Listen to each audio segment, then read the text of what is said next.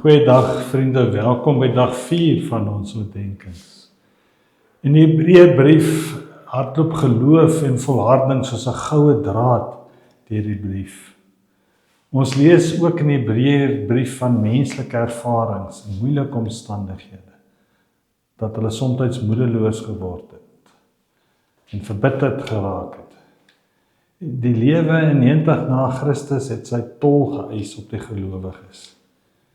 En in daai konteks wil die Hebreërskrywer sy gemeentelede se gedagtes wegrig van hulle ervarings van die lewe en hulle gedagtes rig op God en op die voorbeelde van die geloofsgewoontes van die gelowiges deur die eeue heen wat in moeilike tye en omstandighede geloof behou het en volhard het.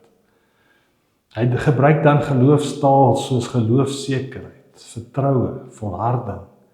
Moenie ophou glo nie.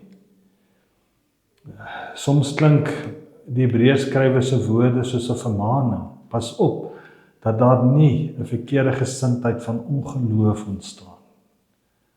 Maar God se hart brand te sterk vir ons as sy kinders. Hy wil hê dat niemand verlore moet gaan nie. So verwoord ons dit in 2 Petrus 3 vers 9. Die Here is geduldig, omdat hy nie wil hê dat iemand verlore moet gaan nie. Die Hebreërskrywer bemoedig ons. Kom ek en lees saam met jou uit Hebreërs 4 vers 15 tot 16. Jesus is die een wat medelee met ons swakhede het. Kom ons gaan dan met vrymoedigheid na die genade toe en om op die regte tyd gered te word. Jesus het medelee met ons swakhede. Hy hoor ons gebede.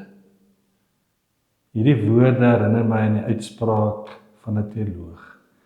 Ek weet nie of ek glo nie, maar ek weet in wie ek glo. Daarom dat Pascal skryf, die God van Abraham, Isak en Jakob is my vreugde, vreugde, ongekende vreugde. Met hierdie rus en met hierdie vrede gaan ek en jy hierdie week en hierdie lydingstyd tegemoet. Amen.